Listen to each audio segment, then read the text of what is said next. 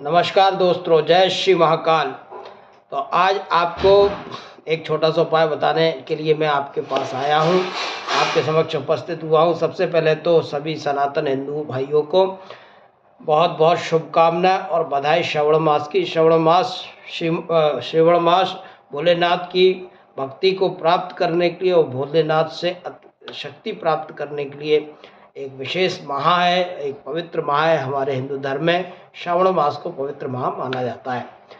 एक विशेषता और है कि श्रावण मास से प्रकृति के संचालन का, विश्व के संचालन का, ब्रह्मांड के संचालन का भार भोलेनाथ पर आ जाता है और भगवान विष्णु 6 माह के लिए एक निद्रा में, अपने योग निद्रा में चले जाते हैं और भार सौंप जाते हैं भोलेनाथ को। तो इसलिए भी विशेष महत्व श्रावण मास का माना जाता है, क्योंकि यहाँ से प्रकृति संचालन का भार भोलेनाथ पर आ जाता है। तो आज आपको एक ऐसा उपाय मैं बताने जा रहा हूँ भोलेनाथ का। अगर यदि आप इस उपाय को करेंगे तो आप निश्चित मानिए आपको विशेष लाभ होगा। और जो व्यक्ति भोलेनाथ की भक्ति चाहते हैं उनको तो बहुत ही लाभ होने वाला, और जो व्यक्ति अपनी किसी लौकिक कामना की पूर्ति के लिए भी करना चाहते हैं तो उसको भी इससे लाभ होता है। आपने सुना भगवान को आपसे कुछ नहीं चाहिए, क्योंकि वो तो सर्वशक्तिमान है, पूरे प्रकृति का संचालन करते हैं। प्रकृति में हर पदार्थ भगवान के दिया, हमको दिया है, तो हम क्या भोलेनाथ को चढ़ा पाएंगे और भोलेनाथ को हम क्या दे पाएंगे। तो इसलिए आज आपको एक ऐसा उपाय बताता हूँ जिसको यदि आप करेंगे तो आपको निश्चित रूप से लाभ होगा। तो आपको करना क्या है, एक लोटे में जल ले लेना है, उसमें थोड़ा सा गंगा जल मिला लेना है। गंगा जल मिलाकर उस भगवान, सबसे पहले आपको भोलेनाथ की छवि को ध्यान करना है।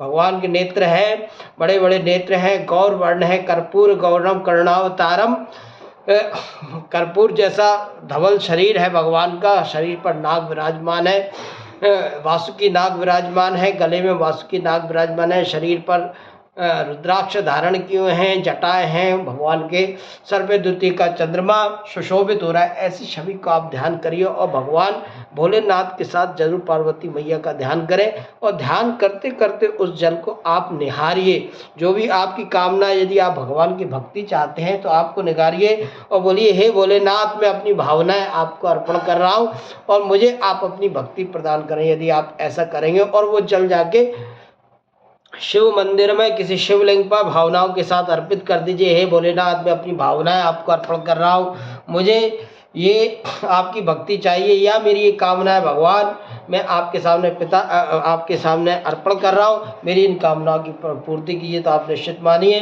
कि आपकी कामनाओं की पूर्ति होगी। और यदि आप भक्ति चाहते हैं तो निश्चित रूप से आपको भक्ति मिलेगी। पुत्र अपने पिता से नहीं मांगेगा तो किससे मांगेगा, ये इसलिए आप निश्चित रूप से अपनी किसी भी कामना की पूर्ति करने के लिए भगवान भोलेनाथ में उपाय करके देखिए। इसमें कुछ नहीं लगना सिवाय एक लोटा जल तांबे का, उसमें जल, थोड़ा सा गंगा जल और आपकी विशुद्ध भावनाएं आपको वहाँ तक पहुँचा सकती है जहाँ तक लोग तो स्वर्ण आभूषण चढ़ाकर भी आप वहाँ नहीं पहुँच सकते, क्योंकि भगवान को आपके किसी भी प्रकार के किसी पदार्थ की आवश्यकता नहीं है, किसी प्रकार के लोभ लालच की आवश्यकता नहीं, क्योंकि सब कुछ भगवान का ही है। इसलिए सिर्फ आप अपनी भावना चढ़ा के देखिए, आपको निश्चित रूप से लाभ होगा।